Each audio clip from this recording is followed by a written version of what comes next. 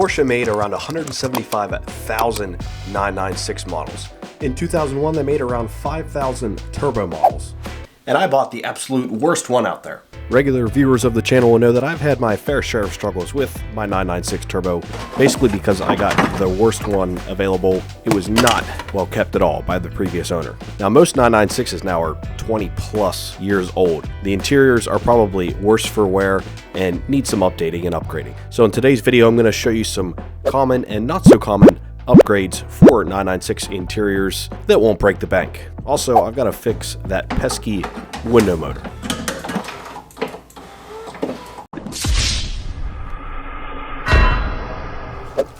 Even after showing you guys all these nice new parts, it's gonna spruce up the interior a little bit. You guys know the first thing I gotta do is fix that window motor. That thing's been giving me problems since I've owned the car. Today's the day.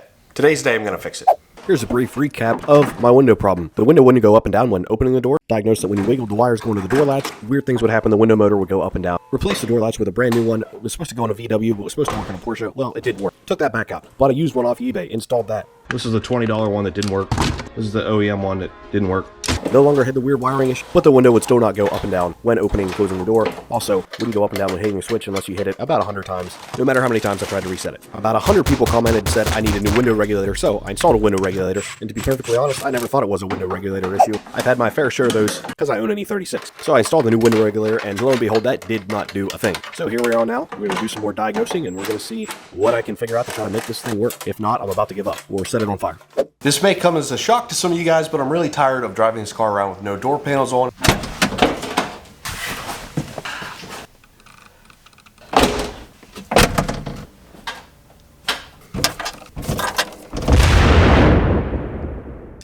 This is comfy. I'm not sure how to get out. I guess that works. Especially when the rest of the car is looking this good with fresh paint and all that. So I want to get back into the window motor issue, and if I can't fix it, I'm just going to put the door panels on for now. I don't know. Worry about it another time. Hopefully it doesn't come to that. First things first, I'm going to take the motor out of the passenger side, swap it over to the driver's side, and see if we get the same issues over there. Wish me luck.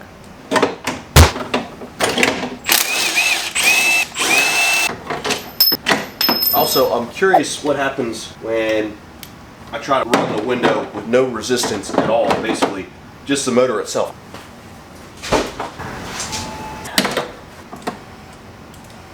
So it's doing the same thing, just a little bit at a time. And when going up, it's acting real goofy. I don't know, guys, this might just be a window motor issue. So that's me holding the up button. This is me holding the down button. Let's see what happens on the driver's side when I plug it in.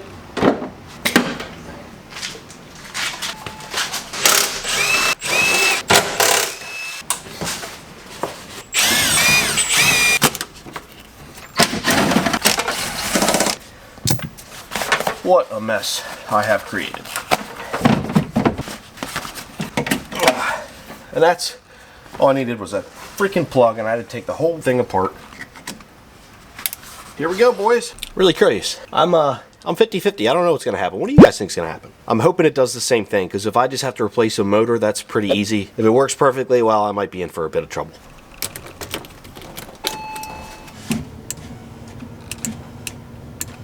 Good news, boys, good news. Check this out.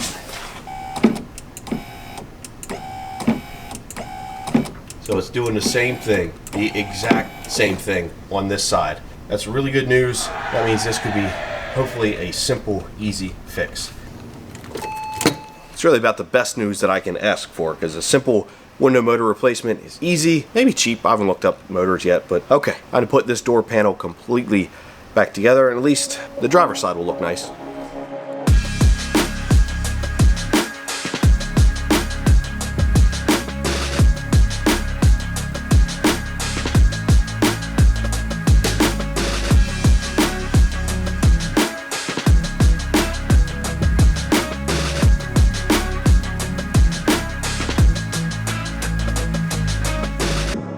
The day has come. The new to me, window motor has arrived. I didn't want to buy a new one, well, because I'm cheap, and they're like hundreds and hundreds of dollars. I'm gonna open this, I'm gonna plug it in, and I hope as soon as I plug it in, I'm gonna instantly know, well, if it works.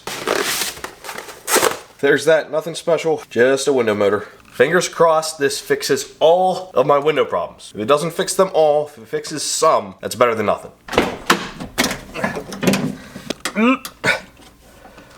They look the same to me.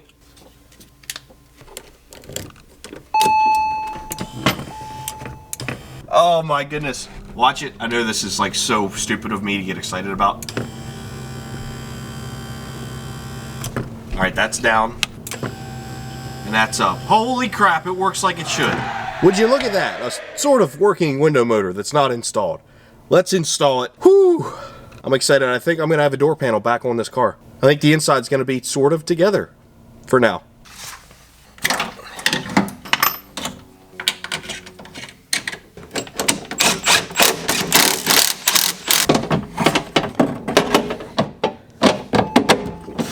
I've legit had this door panel off the car longer than on the car. As sad as that is.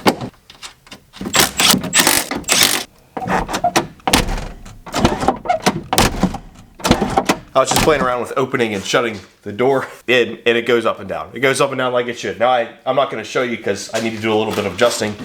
The side of the window is sitting the side of the rear window. Anyway, I'm just happy. That's all it was. It was a freaking window motor. It wasn't the regulator. It wasn't wiring. It wasn't control modules. It was just a freaking motor.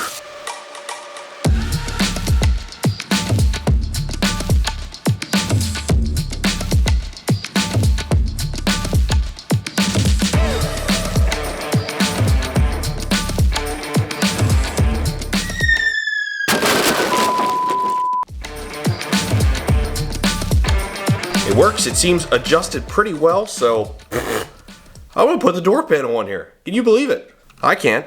I think I've got the window pretty well adjusted. It's not perfect, but I think it's really as close as I can get it. As long as it doesn't let air in, I think we're good to go. So time to put all the little plugs and stuff back in, put the door speaker back in, and then the door panel for the last time. Hopefully, maybe. We'll see. No promises.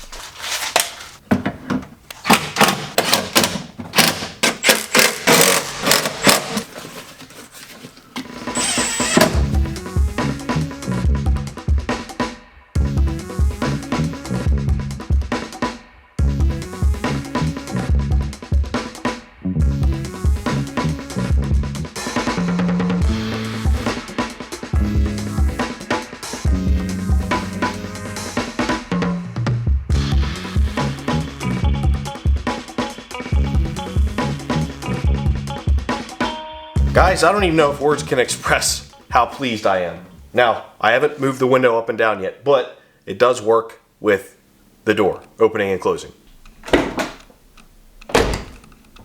Since I've owned this car, wow, this looks way better with the door panel in it. Since I've owned this car, this has not worked. Not once. Holy crap. Gentlemen, even the one touch works. Not touching it. Not touching it. Oh my goodness. That's a win. That's an absolute win. This is probably my favorite thing that I've done this car to date, other than the paint, because that has been such a nuisance and it's been freaking just kicking me in the rear since I've owned it. I have a complete interior, door panels and everything. Now the interior is dirty. Don't pay too much mind to that, but and the seats are beat up and need replacing, and this thing's broken. And the window visors, yeah, that's supposed to stay on there. So I've got a long way to go, but I've got working windows and door panels. That makes me happy. Huge win for the channel. Now I can launch this window motor into outer space because I wasted a lot of time and money doing other things. That's not entirely true. The door latch, that did need replaced. If you remember when I wiggled the wires, it did weird things. So that actually did need to replace. This needed replaced. The window regulator did not need replaced. But hey, there's a new one in there.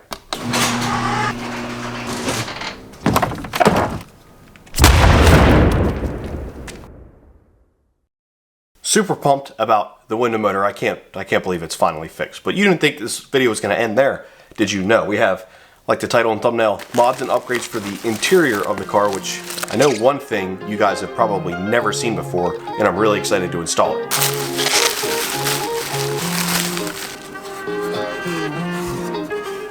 Start it up.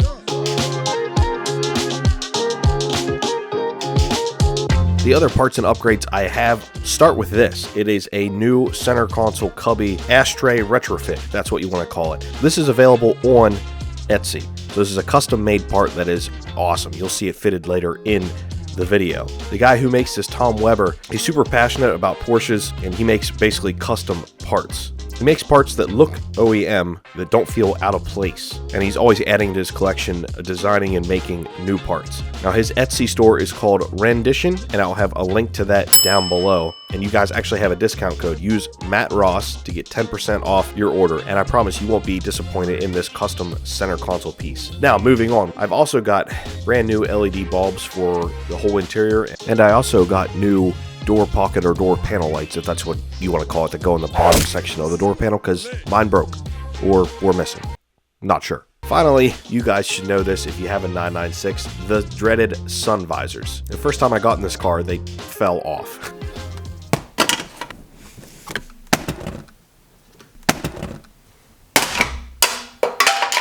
And I was like, oh, that's odd. I come to find out it's a common issue. Well, I've got a fix for that in this episode as well. And all these parts I'm going to have linked below. Let's move on to the install.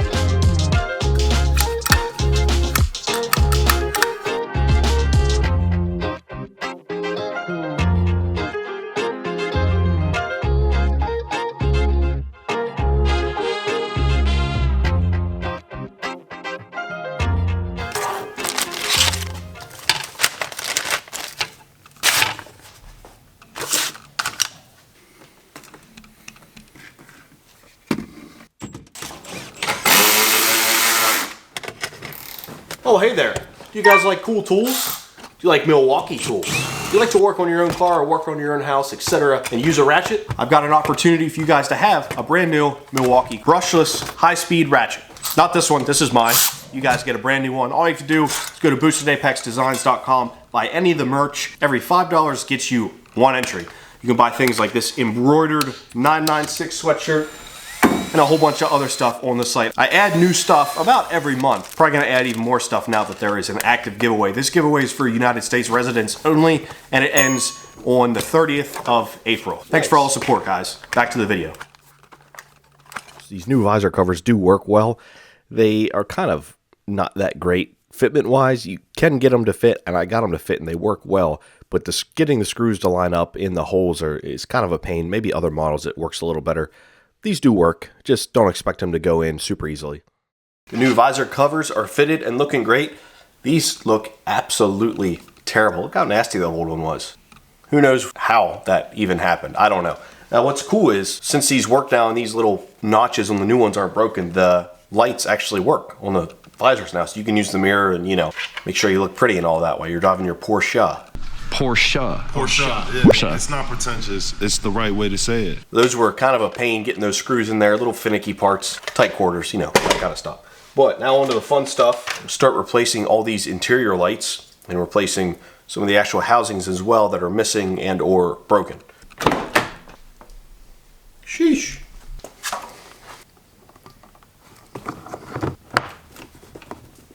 Simple, nice touch. Now I do need to get another one of these little airbag cover things because I either lost it or it was never there. That's a nice little touch though.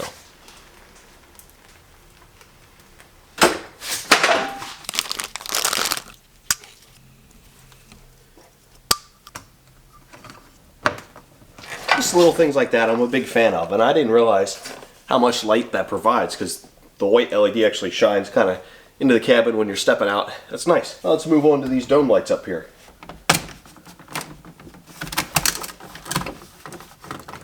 If you see how easily that overhead console pulled off, oh, well, those are broken. It was A, because I didn't realize there were screws, but I hardly pulled on it at all. I actually later realized that the parts that screw in to the ceiling were actually broken. But in the end, I was able to get the screws back in. I basically just used washers and it bolts back in like factory. These guys are super easy to replace here. Just pop them in and they spin in there.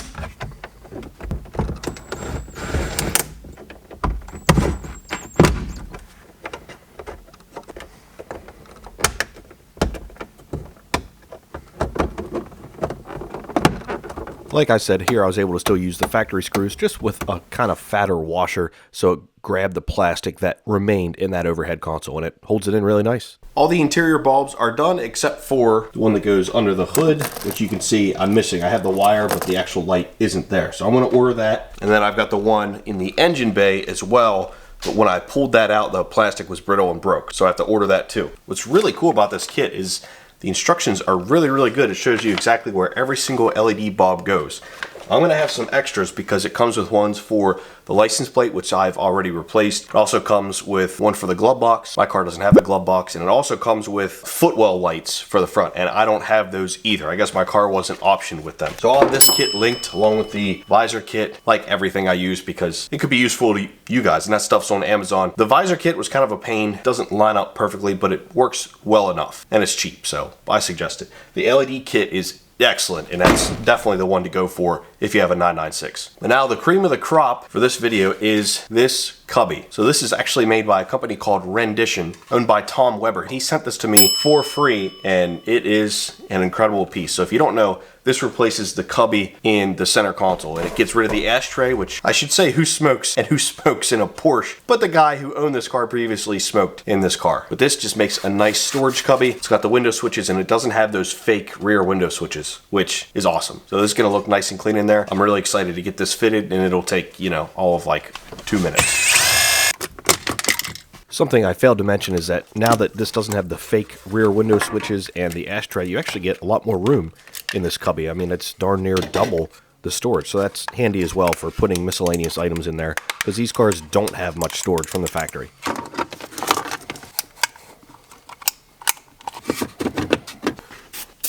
Gotta do at least a little bit of cleaning in here before I install that nice new piece. Not that my center console is that nice, but might as well do it now. Get some of the crud and grime out of there from the previous owner.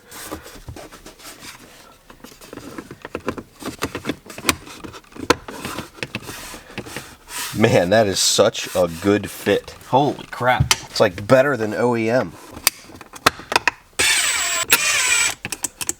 Oh man, I was super pumped about that. That looks so much cleaner. I don't have those stupid fake buttons back there. I don't have that stupid cubby. That cubby was always like flapping around because mine was pretty broken. That is an awesome, awesome piece. Make sure to check out the link in the description. This is absolutely worth it.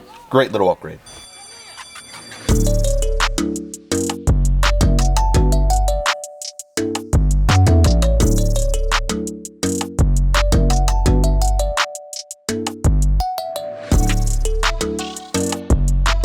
Now that the interior is put back together for now, I still need to do seats, still need to do carpet, and maybe address the driver's side door panel because it's a little worse for wear. And then the whole sound system, other than the Ototo head unit, because that works really, really well. I almost forgot, I also need to replace the steering wheel. That's pretty beat up. The outer ring is pretty freaking gross. It's not like dirty, like it's just worn out. It's beat up. So I have a new custom one on order. I think you guys are really gonna like. Now that that's all done, I can take you guys on a drive and give you all of the impressions and decibel levels and drones and drive-bys and aerial footage and all that good stuff of the new exhaust. You'll see that in the next episode. Thanks for watching. This is the B-roll for the beginning of the video. Remember that, Matthew.